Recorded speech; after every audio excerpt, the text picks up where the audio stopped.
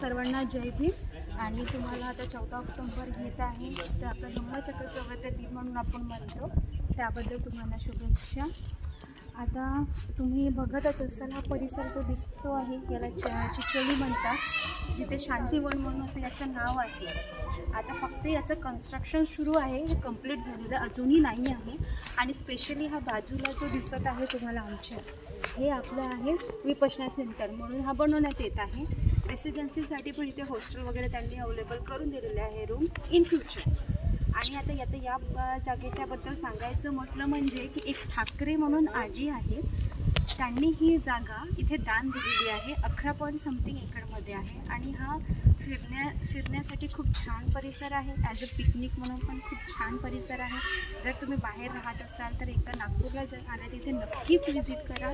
हा खूप छान जागा आहे, तिथे मन मोकळेपणाने फिरता येईल। आपल्या भगवंताच्या विषयी, तथागताच्या विषयी, बाबासाहेबांच्या विषयी ज्यांना काही माहिती नसेल तर थोडीफार इन्फॉर्मेशन इथनं तुम्ही माहितीसुद्धा करू शकता। एवढंच बोलून मी आपले शब्द थोडे पूर्ण करतो आणि जय हिंद।